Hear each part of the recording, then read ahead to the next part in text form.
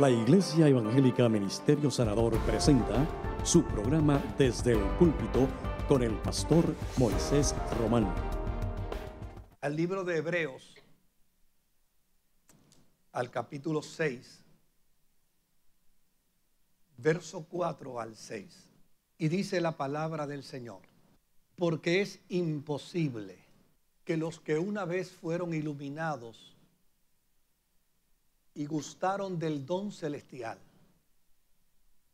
y fueron hechos partícipes del Espíritu Santo y asimismo gustaron de la buena palabra de Dios y los poderes del siglo venidero y recayeron, sean otra vez renovados para arrepentimiento, crucificando de nuevo para sí mismo al Hijo de Dios y exponiéndolo a vituperio. ¿Por qué quiero volverlo a leer? Porque yo estoy seguro que algunos caen en shock con este texto.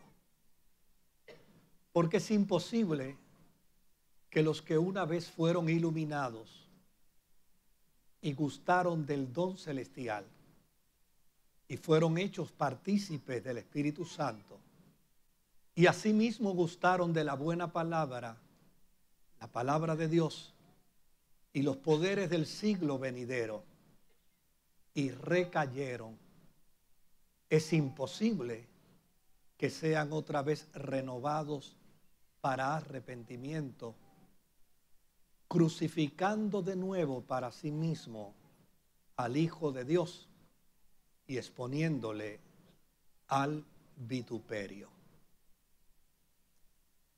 El Señor añada bendición a su santa y bendita palabra. Estoy seguro que muchos de ustedes, los que han logrado identificar posturas teológicas con respecto a versos bíblicos, estarán ya pensando que hoy me estoy metiendo en una tierra movediza. Estoy seguro que algunos estarán diciendo: wow, este es un texto que crea muchas dificultades, que crea muchos problemas. La razón de ello es que este pasaje bíblico es uno de los pasajes bíblicos que se utiliza para algunos probar que la salvación se pierde.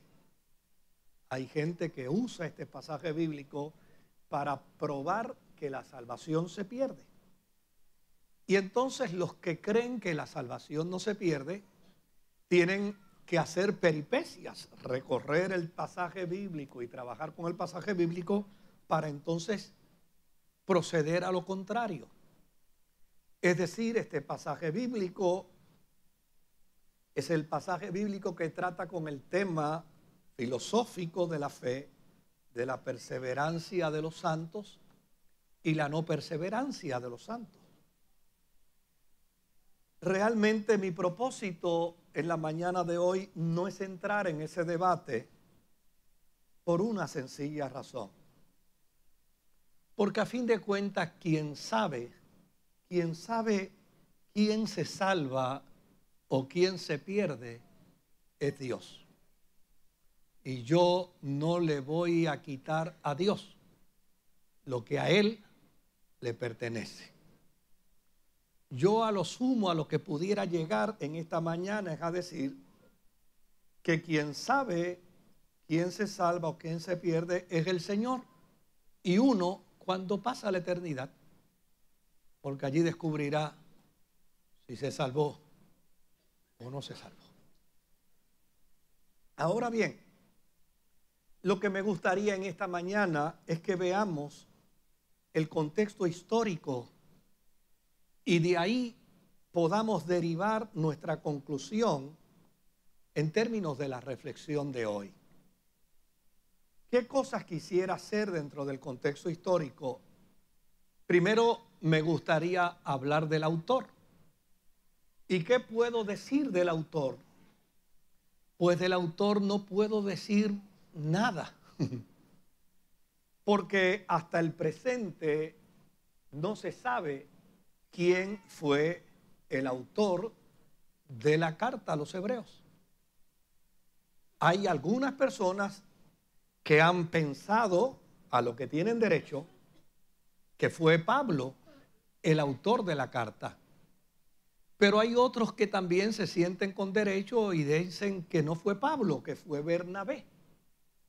Y hay otros que dicen que no fue Bernabé, que fue Apolo.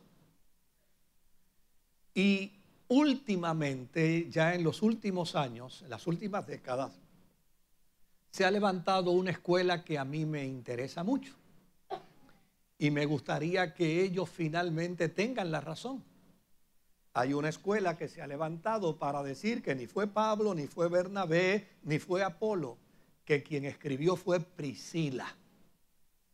Y a mí me gustaría con toda honradez que si algún día se descubre el autor de la carta a los hebreos, aparezca que fue Priscila quien lo escribió. A mí me fascinaría esa experiencia. Desde luego, si fue Priscila, tendríamos que reconocer que escribió uno de los documentos teológicos más exquisitos que encontramos dentro de las Sagradas Escrituras. ¿Cuál fue el propósito de escribir esta carta? Esta carta revela algo interesante. Esta carta fue escrita en un tiempo donde ya la historia primera de la iglesia se había distanciado. La euforia de los primeros años, el entusiasmo de los primeros años, se había distanciado. Es importante que todos nosotros entendamos que el tiempo cambia las cosas. Yo recordaba esta mañana y decía que cuando yo vine a pastorear esta iglesia, los encuentros posterior al culto eran más largos que el culto mismo. El culto era más o menos de 2 horas. Empezábamos a las 7:30 y terminábamos a las 9:30 en la noche. Pero después que se acababa el culto, entonces nos encontrábamos todos en la casa de alguien. Claro, éramos un grupo pequeño. Y allí aparecía el café, y aparecía la gallina, y aparecía el pollo, y aparecía el asopao, y aparecía el chocolate. El culto había sido de 2 horas, pero el encuentro después del culto muchas veces concluía a las 2 de la mañana. El tiempo cambia las cosas. Ya hoy no sucede así. Nadie aguantaría después de un culto como hoy toda esta gente metida en una casa. No lo toleraría nadie. El tiempo cambia las cosas. Y desde luego, cuando uno mira dentro de ese contexto histórico y compara lo que está viviendo la iglesia primitiva en los primeros días, pues todo era euforia. Cristo había resucitado, se le había aparecido a más de 500 hermanos. El testimonio de su resurrección había impactado. La gente se estaba convirtiendo a granel, pero a granel. Imagínense, en una predicación de Pedro se convirtieron 3,000 personas judías y al otro día, al otro domingo, se convirtieron 5,000. O sea, todo eso era un fervor, una expectación extraordinaria. El tiempo cambia las cosas. Ya no era así. Habían pasado más de 40, tal vez 50 años de la primera experiencia de la iglesia primitiva. Y ahora, desde luego, estaban ocurriendo cosas muy dolorosas con los cristianos. Y déjeme decirle la verdad. Las cosas dolorosas hacen que las cosas también cambien. No es lo mismo responder cuando todo es buena noticia que cuando todo es mala noticia. No es lo mismo responder expresivamente el día que nos nace un miembro nuevo en la familia como el día que se nos va un miembro de la familia. No es la misma experiencia.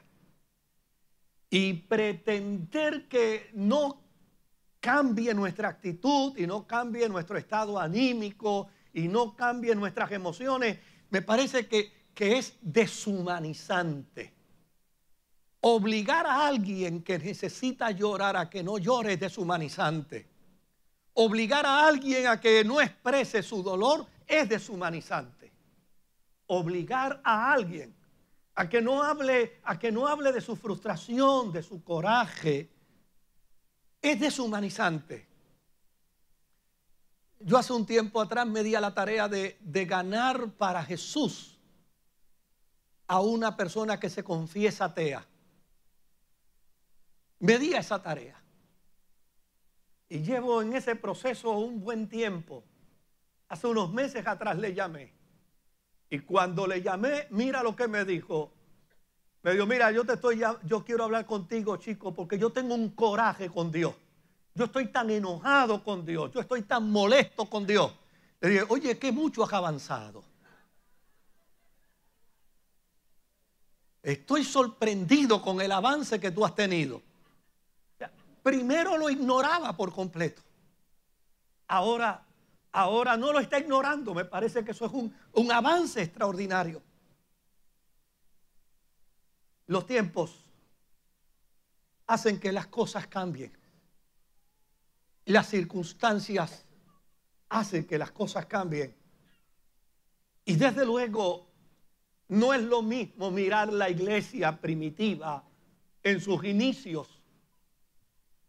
como cuando Lucas dice que todo el mundo admiraba y respetaba y todo el mundo se ganaba, la iglesia se ganaba el favor de toda la comunidad, de toda la gente. Que ahora en este tiempo, donde 50 años después, la experiencia es totalmente distinta.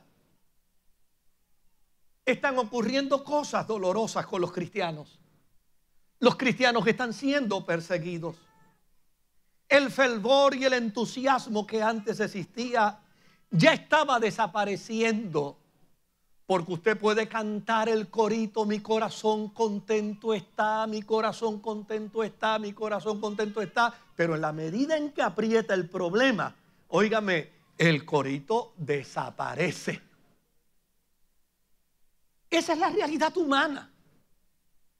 Y con esa realidad es que tenemos que enfrentarnos. A mí me asusta los cristianos que viven inmersos en un espejismo. Me asusta los cristianos que viven en el marco de una ideología irrealista. Eso me preocupa seriamente. Yo prefiero que la experiencia de la fe cristiana sea como la Escritura lo presenta. El Verbo se hizo carne. Dios se hizo ser humano. Dios se hizo hombre. No puedo entender cómo alguna gente quiere hacerse Dios. Si Él se hizo hombre porque tú y yo no podíamos llegar a su nivel. Él se hizo ser humano porque tú y yo no podíamos alcanzar su estatura.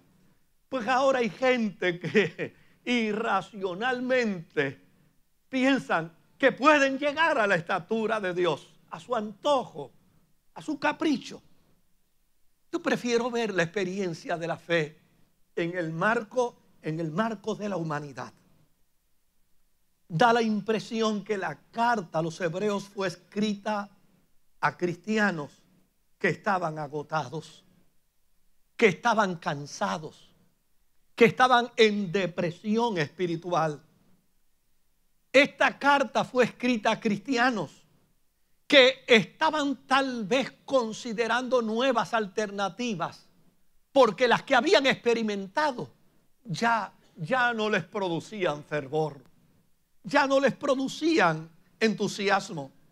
Eran creyentes que tal vez estaban pensando volver nuevamente a los ritos del judaísmo. Eran cristianos que probablemente estaban interesados en introducir algunos de los ritos de la ley dentro de la experiencia cristiana, a ver si eso les podía devolver de nuevo el entusiasmo, el carisma, la experiencia plena que habían tenido años anteriores.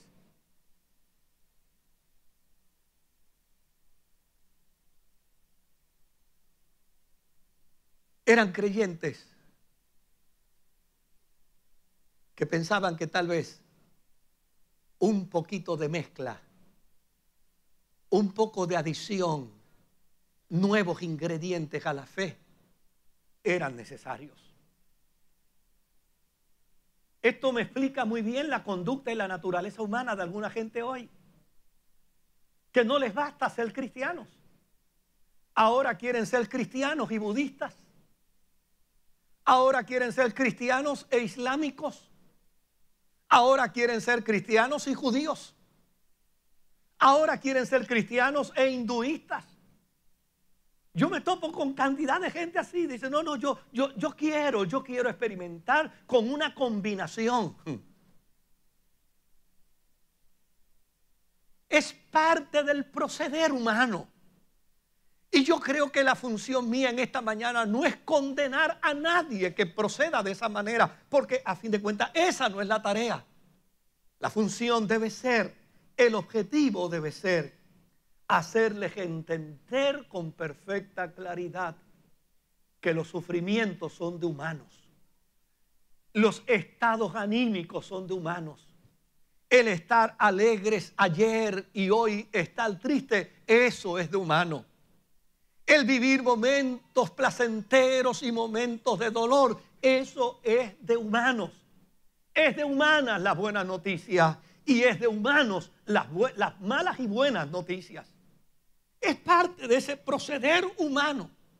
Ahora, lo que es interesante es que podamos entender que la confesión de nuestra fe, lo que hemos declarado, no puede ser producto de nuestras circunstancias, sino tiene que ser producto de un compromiso cabal, de un compromiso férreo. Nosotros los cristianos necesitamos aprender una verdad única y exclusiva en el proceso de nuestro peregrinar de la vida. Yo no puedo evitar los días de buenas noticias, ni puedo evitar los días de malas noticias. Yo no puedo evitar los días de reír, ni puedo evitar los días de llorar. Pero sí puedo entender con perfecta claridad que entre lo uno y lo otro, Dios siempre está presente. Puedo entender que la gracia y el compromiso de mi confesión de vida cristiana no cambia como resultado de las circunstancias. Debo entender que mi compromiso de servicio al Señor debe ser al estilo que demarca el apóstol San Pablo en la Escritura cuando dice, por lo cual estoy seguro que ni la muerte, ni la vida, ni ángeles, ni principados, ni lo presente, ni lo porvenir, ni lo alto, ni lo bajo, ni ninguna cosa creada me podrá separar a mí del amor de Dios que es en Cristo Jesús, el Señor nuestro. No puedo cambiar. Las circunstancias vendrán a mi vida. Cambiará mi estado anímico, pero no deben cambiar mi compromiso de vida cristiana. No deben cambiar mi conceptualización del conocimiento y de la gracia de Dios sobre mí. ¿Qué estaba cambiando aquí? Pues aquí, como resultado de la crisis, los creyentes querían sustituir a Jesús o combinarlo dentro tal vez de alguna receta nueva. Querían hacer de Jesús un ingrediente más, cuando el planteamiento bíblico es claro. Jesús no es un ingrediente más. Jesús es el resultado de la receta de amor de Dios para con la humanidad. En el capítulo 1 de Hebreos, en el versículo 1 y en el versículo 2, dice el autor: Dios, habiendo hablado muchas veces y de muchas maneras en otro tiempo a los padres por los profetas, ahora en estos postreros días nos ha hablado por el Hijo, a quien constituyó heredero de todo y por quien asimismo hizo el universo. Es decir, el objetivo de la carta es hacerle saber a los cristianos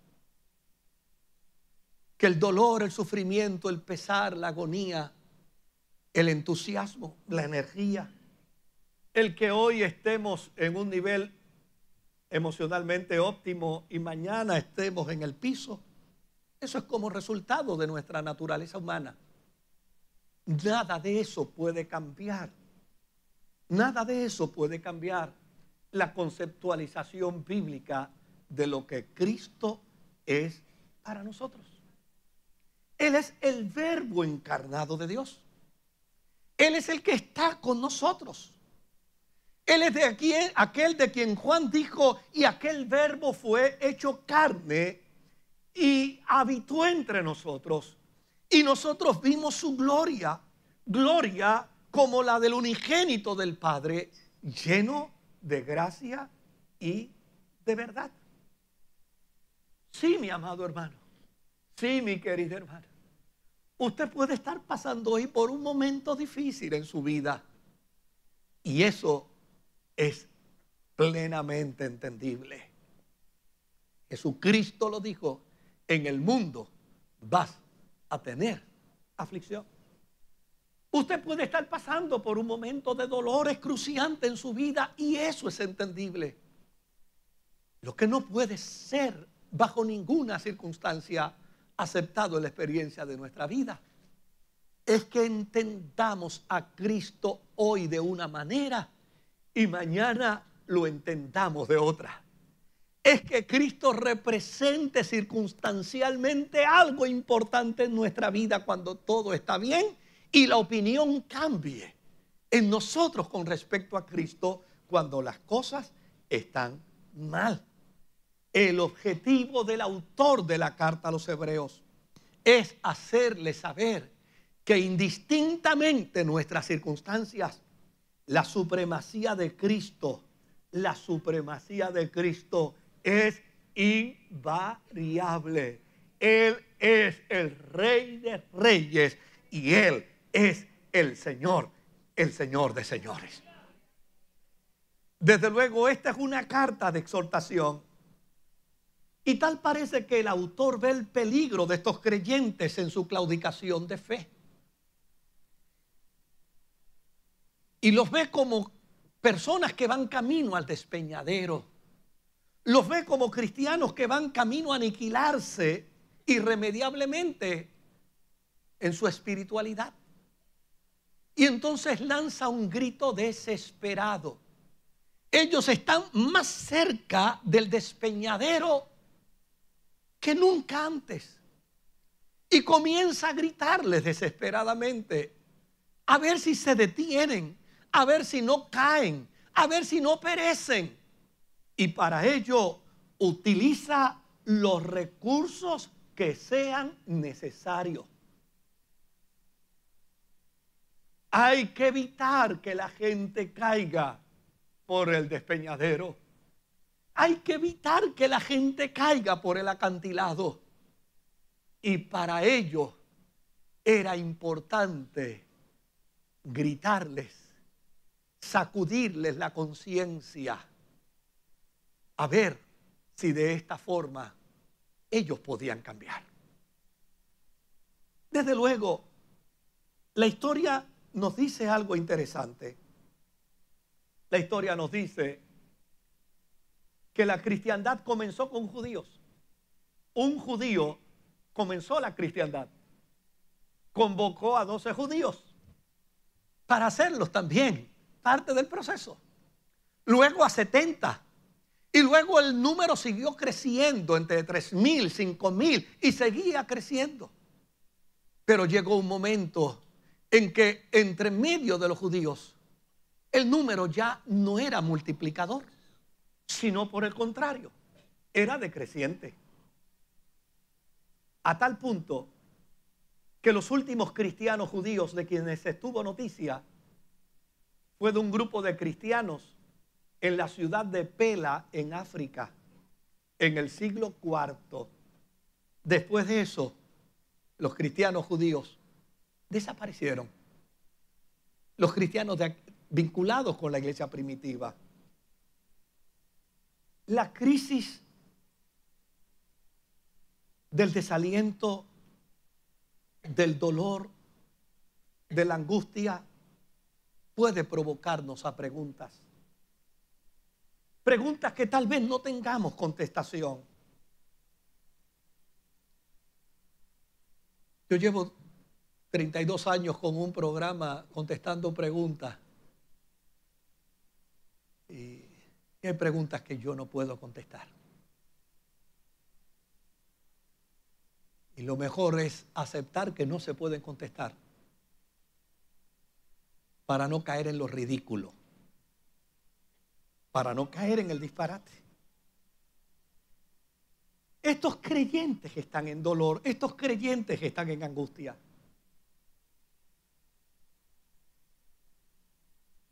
se cansaron de hacer preguntas. Preguntas que no tenían contestación, pero han optado por una mala decisión. Han optado por la decisión de negar a Jesús como Salvador y como Hijo de Dios. Interesantemente, ayer venía yo por la autopista de Caguas hacia San Juan.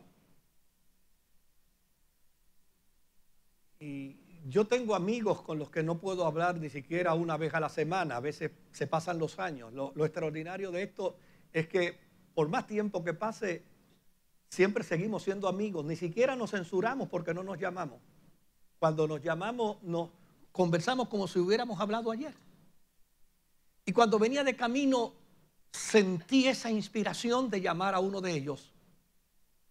Cuando le llamé, conociendo su agenda tan cargada en el ministerio, le dije: espero que me digas que estás sentado en tu casa, en la sala de tu casa, bebiéndote una taza de café y viendo algún buen programa. Y se echó a llorar. Se echó a llorar. Me dice: si tú supieras, Moisés, ¿dónde estoy? Estoy en Juárez, México. Quedé de encontrarme con uno de los ministros más prestigiosos de esta ciudad. Y esperándolo, llegó un amigo mutuo bañado en lágrimas. Y me dijo que a este amigo mío lo habían asesinado de 6 balazos camino hacia acá. En eso es que estoy. Este es el problema que estoy enfrentando. Esta es la situación que estoy viviendo en este momento. Desde luego entendí que Dios me había movido a llamarlo. Entendí que era un buen momento para que juntos tuviéramos un tiempo de oración, aunque fuera por teléfono. Y entendí que era saludable que él botara ese golpe emocional que tanto le estaba lastimando en el momento de nuestra conversación. Ya mismo les voy a decir algo más sobre de él, pero permítame compartir algo más del autor y de este género literario. El autor de esta carta, al cual todos desconocemos, plantea en su encabezamiento, plantea en su documento escritural que Cristo debe ser sobre toda crisis, sobre toda adversidad, sobre todo problema, sobre toda situación adversa. Que Cristo es superior a los ángeles. Tal parece que los creyentes hebreos en aquel momento entendían que en el Antiguo Testamento había historias maravillosas de ángeles y de arcángeles que habían hecho cosas sorprendentes. Dijeron, probablemente deberíamos añadir a los ángeles. Y el autor le dice, no, Cristo es superior a los ángeles. Cristo es superior a Moisés. Cristo es superior al sumo sacerdote. Cristo es aquel de quien dice la Escritura la voz e imagen del Dios mismo, del Dios invisible. Cristo es el mejor acompañante para los momentos más difíciles de la vida. El autor de los Hebreos reconoce el dolor que se produce, que acontece como parte de la naturaleza humana. Eso es reconocible. La Biblia no niega esa realidad. Lo que es importante es en qué lugar colocamos a Cristo en medio de nuestro dolor. ¿En qué lugar colocamos a Cristo en medio de nuestra desesperanza? ¿En qué lugar lo colocamos? En la iglesia donde yo nací y donde yo me crié, había una hermana, doña Juanita. Doña Juanita tenía tal vez una de las historias más tristes. Su esposo era un dolor de cabeza. Dos de sus hijos varones también lo eran. Una de sus hijas tenía que ser dializada constantemente. Pero yo nunca he visto a una mujer reír como doña Juanita reía. Cuando doña Juanita reía, contagiaba a todo el mundo. Todo el mundo se veía obligado a reírse con ella. Ella reía y se ahogaba, se quedaba ahogada. Y yo decía, se me muere doña Juanita. Y de momento volvía de nuevo a respirar y volvía de nuevo a reírse. Un día le pregunté, doña Juanita, ¿cómo es posible que usted, manejando tantos problemas simultáneamente, todavía tenga tiempo para reírse? Y mira lo que me contestó doña Juanita. Me abrió un marco teológico extraordinario. Me dijo, Moisés, cuando yo vine a Cristo ya yo tenía algunos de esos problemas. Ya yo los tenía. Ahora estoy en Cristo y tengo esos problemas y otros más que se han añadido. Y tú sabes qué es lo que yo me pregunto. Lo que yo me pregunto no es por qué los tengo. Mi planteamiento es otro. Mi planteamiento es, ¿qué sería de mí con estos problemas si Cristo no estuviera conmigo? Ella me abrió el marco teológico. Lo importante no son los problemas, lo importante no es la dificultad, lo importante es que podamos admitir que quien nos sostiene en la esperanza cuando estamos en aflicción es Cristo. Quien nos sostiene en esperanza cuando estamos llorando es Cristo. Quien nos sostiene en esperanza cuando viene la adversidad es Cristo. Quien nos sostiene en esperanza en medio de tanto problema. Porque déjeme decirle algo, la gente piensa que ellos son los únicos que tienen problemas. Óigame, problemas tenemos todos, dificultades tenemos todos. En días pasados me encontré con alguien y me dijo, oye, tú nunca me dijiste que a ti el huracán María te hizo tanto daño en tu casa. ¿Y para qué lo tengo que decir si todo el mundo tenía un cuento de eso? Todo el mundo tenía una historia y probablemente la historia que tenía era peor que la mía. La seguridad más plena, la seguridad más extraordinaria en la vida es tener la certeza de que Él está, de que Él no nos abandona, de que Él no nos desampara, aun cuando estemos pasando por un momento difícil.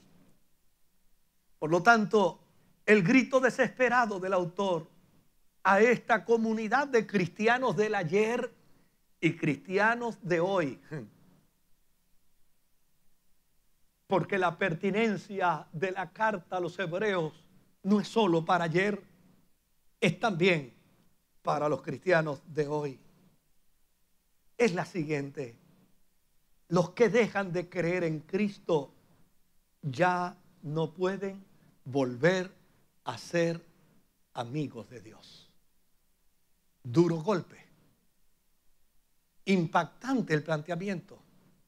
No olvide que este hombre está desesperado, totalmente desesperado. El autor, hombre o mujer, está en desesperación porque ve que la gente va a caer por el acantilado y él está buscando cualquier recurso para evitar el suicidio espiritual de esta comunidad.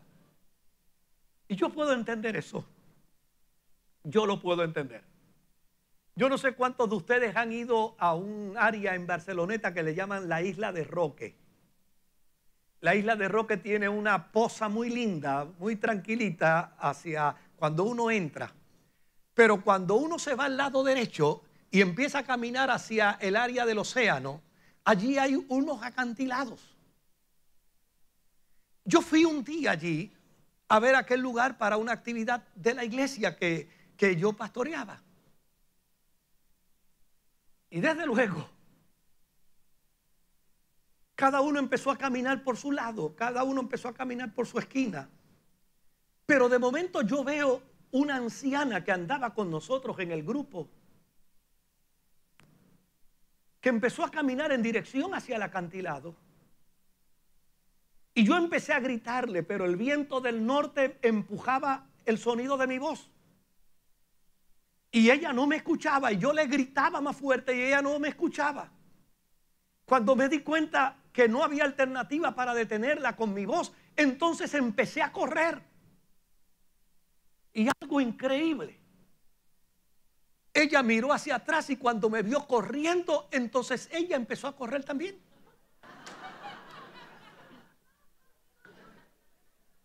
Y yo estaba desesperado, desesperado.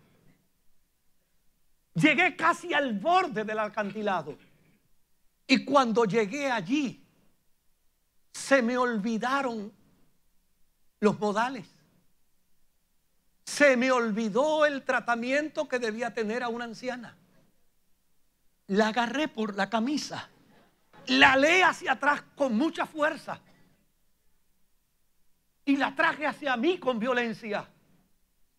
Para mi sorpresa, estaba en un estado catatónico y estaba diciendo: déjame, que me quiero morir. Por eso yo hago este cuadro del autor de la carta a los hebreos y lo ejemplifico con esto. Es una comunidad que se va a destruir y se va a destruir porque tiene problemas y los problemas son de humanos. Esa no es la mayor dificultad. Se van a destruir porque en medio de los problemas quieren sustituir a Cristo. Y Jesucristo dijo: separados de mí, nada podéis hacer. Ese era el problema. El problema es que quieren sustituir a Cristo. Y el autor de la carta les está haciendo saber: es un gran disparate sustituir a Cristo como resultado de la adversidad, de la crisis, de la angustia, del sufrimiento, de la depresión. Es un gran disparate. Los que dejan de creer en Cristo ya no pueden volver a ser amigos de Dios.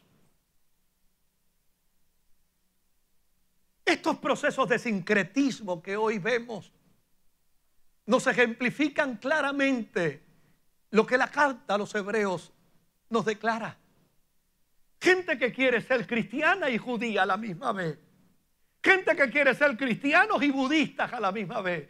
Gente que quiere ser cristianos y musulmanes a la misma vez. Gente que quiere ser cristianos e hinduistas a la misma vez. Mire, hay que respetar toda confesión de fe, pero la experiencia de la fe cristiana no admite mezcla. Solo Cristo es el camino, Él es la verdad, Él es la vida y nadie irá al Padre si no es por Él. Los que dejan de creer en Cristo ya no pueden volver a ser amigos de Dios. ¿Y por qué razón? Porque la Escritura plantea que como resultado de la obediencia total y absoluta de Cristo, la Escritura dice, le fue dado un nombre que es sobre todo nombre, para que en el nombre de Jesús se doble toda rodilla de lo que está arriba en el cielo, abajo en la tierra, y toda lengua confiese que Jesucristo es el Señor, para satisfacción, para gloria, para alegría de Dios Padre. La alegría de Dios es Cristo. La alegría de Dios es la obediencia total y absoluta de Cristo. Si alguien deja de creer en Cristo, le quita la alegría a Dios. Por eso el autor de la carta lo dice con perfecta claridad. Quien deja de creer en Cristo ya no puede volver a ser amigo de Dios. Dice más, si una vez creyeron y dejaron de creer, no pueden volver a ser amigos de Dios. Si dejan de creer en Cristo, si dejan de creer en Él, no pueden volver de nuevo a Dios. En estos días pasados hablaba con una persona que quiero mucho y me contaba una experiencia que vivió con su vecino. Su vecino es una persona mayor de edad, muy independiente hasta el presente, y salió en su vehículo a hacer unas gestiones. Y unas horas después llamó a mi amigo y le dijo, mira, te estoy llamando porque no sé dónde estoy. Mi amigo lo tomó a broma, trató de correrle la máquina, pero se dio cuenta que la persona estaba ansiosa. Le dice, mira, no estoy bromeando, no sé dónde estoy. Le dice, pero ¿cómo que no? No sé dónde estoy, pero ¿dónde está? No sé, no conozco nada. Mi amigo entonces le dice, tranquilízate, sigue en tu carro caminando y ves diciéndome sitios que ves. Y desde luego le decía un sitio, pero él no lo conocía. Sigue más abajo, mira a ver, no lo conocía. Sigue más abajo, mira a ver, no lo conocía. Hasta que finalmente la persona se detuvo en un edificio y le dijo, mira, estoy viendo un lugar que dice Tribunal Superior de Justicia Carolina. Y él le dice, ok, quédate ahí, detente ahí. Si tú estás de frente, ¿dónde ves el edificio? ¿A tu izquierda o a tu derecha? Y él le dice, lo veo a mi izquierda. Le dice, pues fantástico. Tú vienes en dirección de Carolina hacia San Juan. Pues no hay ningún problema. En el próximo semáforo, dobla a la izquierda. De aquí en adelante, yo te voy a dirigir hasta que llegues a tu casa. Esto es lo que está diciendo aquí el autor. Si dejas de creer en Cristo, empiezas a sufrir de demencia espiritual. Empiezas a sufrir de Alzheimer espiritual. Y nunca podrás volver nuevamente ¿a dónde? A Él. Si dejas de creer en Cristo, se te perdió la dirección del camino. Él dijo, yo soy el camino, yo soy la verdad, yo soy la vida y nadie irá al Padre si no es por mí.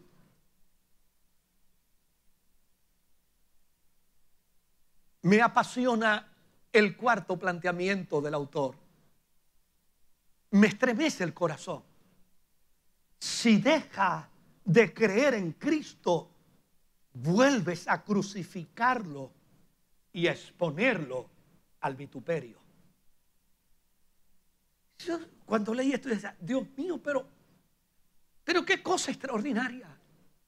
Aun si dejamos de creer en Él, Él no deja de amarnos. Aun si dejamos de creer en Él, aún así Él sigue exponiéndose por nosotros. Fíjate lo que dice: si dejas de creer en Cristo, vuelves a crucificarlo. Es decir, Él vuelve a colocarse en el lugar de la crucifixión. El lugar de la crucifixión es la mayor revelación del amor de Dios para con la humanidad. El único problema es que Él vuelve al lugar de la crucifixión. Pero si dejas de creer en Él, tú te colocas en el lugar de los que le vilipendiaron, en el lugar de los que le ridiculizaron y le vituperaron. Él sigue amándote, pero tú le seguirás negando. Si dejas de creer en Cristo, ya no podrás volver a Él. Ya no podrás encontrarte con Él. Claro que la vida nos produce momentos difíciles. Claro que la vida nos produce momentos angustiosos. Claro que la vida nos depara tiempos de malas noticias. Pero ¿qué vamos a hacer frente a ellos? ¿Y qué vamos a hacer con nuestra fe frente a esos problemas? Ya que has puesto las manos en el arado, no tornes tu mirada hacia atrás. Ya que has tomado la decisión de servir al Señor, no permitas ahora que las circunstancias adversas de la vida te hagan cambiar de posición. Oh, yo me encuentro con gente que cada rato me dice: pastor, qué cosa increíble. Ahora que decidí orar más, me botaron del trabajo. Casi me he visto a punto de decirle: pues no ores, a ver si te lo devuelven. Gente que me ha dicho: pastor, mire qué cosa increíble. Decidí ir a los martes al estudio bíblico y decidí venir los miércoles al culto de oración y el carro se me vieló. Y casi me he visto así, en decirle: pues no vuelvas ni al estudio bíblico a ver si el carro vuelve de nuevo y se te arregla. Pero con esa recomendación no resolvería absolutamente nada. Los carros se dañan viniendo a la iglesia o yendo a la playa. Y a uno lo botan del trabajo viniendo a la iglesia o no viniendo a la iglesia. Las experiencias buenas y las experiencias malas nos suceden a todos. No por orar más yo tengo menos problemas. Ni por dejar de orar tampoco. Los problemas advienen como resultado ¿de qué? Como resultado de nuestra humanidad. El apóstol San Pablo pregunta: ¿quién enferma? ¿Y acaso yo no enfermo?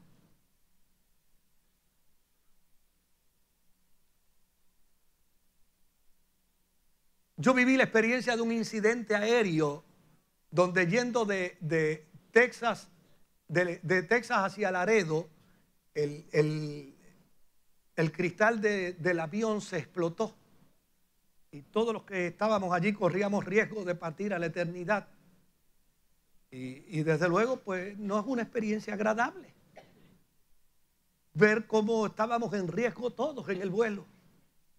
Y cuando venía de regreso, me encontré con una señora en el aeropuerto de Texas. Y me dijo: ay, pastor, ahora que lo ve ¿usted va para Puerto Rico? Le digo: sí, voy. Me dice: ¿y usted va en este vuelo? Le dije: sí. Me dice: ay, ya se me quitó toda la preocupación.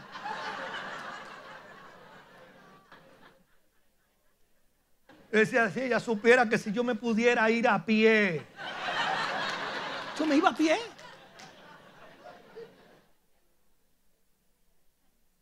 Los problemas nos acontecen a todos.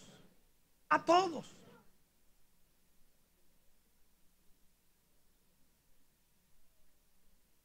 Pero ¿cuál debe ser nuestra reacción frente a los problemas? Déjeme retomar la conversación de ayer con mi amigo. Luego de orar por él, luego de acompañarle en esa botadera de golpe emocional, le digo, y finalmente, ¿qué hiciste? Me dice, reunimos a cientos de pastores. Hablé con ellos y les hice saber que tal vez no podíamos entender qué había sucedido.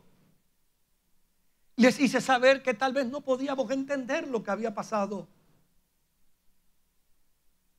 ¿Cómo es posible que a algunos le disparan y no se mueren? Y a otros le disparan y se mueren. ¿Cómo es posible que a un predicador le vacíen un revólver y todas las balas sean mascadas por el revólver? Y a otro predicador le disparen y un solo tiro lo mata. Eso no lo sabemos. No hay explicación para eso. Pero hay algo que es importante. Luego de hacerle saber que tal vez no podíamos entender qué había sucedido, me circunscribí en hacerle saber que Cristo seguirá ocupando el mismo lugar en nuestras vidas, indistintamente lo que nos suceda. Indistintamente lo que nos pase, Él va a seguir ocupando el mismo lugar en nuestra vida. La supremacía le pertenece a Él. El lugar de reconocimiento le pertenece a Él. El señorío le pertenece a Él. Él seguirá siendo Cristo indistintamente las circunstancias por las que yo pueda pasar. Él seguirá siendo Señor. Hubo un día que Cristo estaba hablando con la gente. Tal vez ese día estaba inspirado y quería seguir hablando tal vez un día como hoy que yo quisiera seguir hablando. Lo que pasa es que tengo un reloj ahí que me está diciendo que me quedan 6 minutos y que tengo que callarme antes de que se acaben los 6 minutos. Pero Jesús estaba hablando y desde luego hubo un momento en que Pedro se dio cuenta que por él estar hablando la gente se estaba ¿qué? Yendo. Se estaban yendo. Y a Pedro le interesaba mucho la imagen de Jesús. No quería que Jesús siguiera sufriendo aquella experiencia, porque obviamente si uno está hablando y la gente no le está haciendo caso a uno, uno concluye que lo que uno está comentando no tiene valor. Así que Pedro de momento dice, espérate, déjame darle un toquecito a Jesús, déjame darle un toquecito. Y se le acerca y le dice a Jesús estas palabras, maestro, mira, la gente se te está yendo, se te está yendo. Y Jesús aprovechó la coyuntura para decirle, Peter,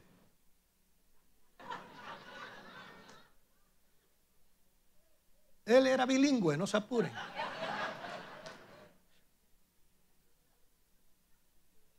¿Te quieres ir tú también con ellos?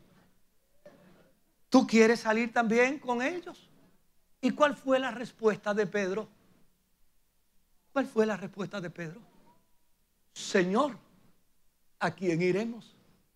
Si solo en ti hay palabra de vida eterna. Las circunstancias pueden cambiar. Las circunstancias pueden afectar nuestro estado de ánimo. Las circunstancias pueden afectar nuestra condición de vida. Las circunstancias pueden afectar todo el panorama, pero tendremos que seguir afirmando que Cristo es la supremacía de nuestra vida, porque Él es la bendita esperanza de gloria que nos sostiene en medio de la adversidad. Él es la bendita esperanza de gloria que nos sostiene en medio del dolor. Separados de Él, nada podemos hacer. Hace hace un par de años atrás, hablaba con un amigo que había pasado una experiencia de esas que algunos religiosos le llaman caer de la gracia. Yo no entiendo eso. Por lo menos yo me niego a entenderlo. Eso para mí es un disparate. Fulano cayó de la gracia y cayó de la gracia. Bueno, yo lo fui a ver. Lo abracé. Lo traté con la dignidad que se merecía, con el respeto que se merecía. Y después de conversar con él un rato, bañado en lágrimas, me dijo esto: Moisés, yo quiero que tú sepas con perfecta claridad. Yo quiero que tú lo entiendas. Yo no sé qué estará opinando la gente sobre mí. Me puedo imaginar lo que estén diciendo sobre mi experiencia. Pero yo quiero que tú sepas algo. Si yo me muero ahora mismo,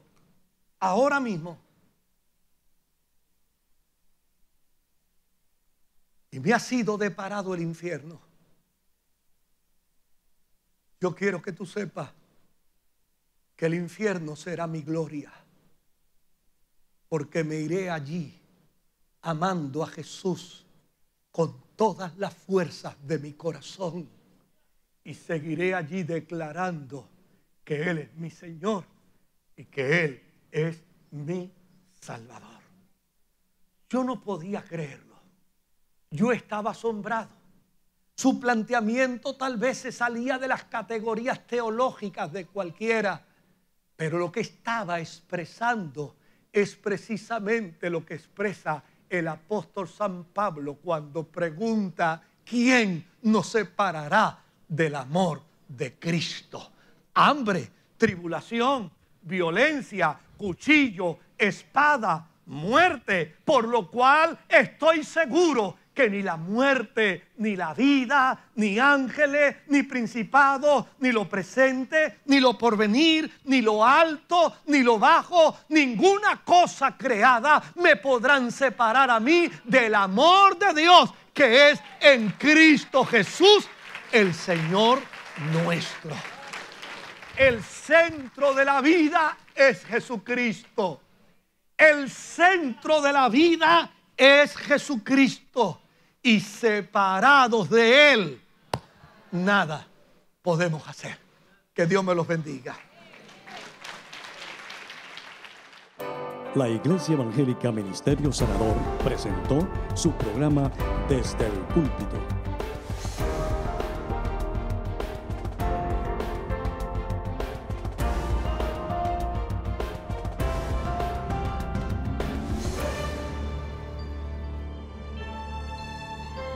Si desea adquirir una copia de esta predicación, puede llamarnos al 787-793-1777. Que Dios les bendiga.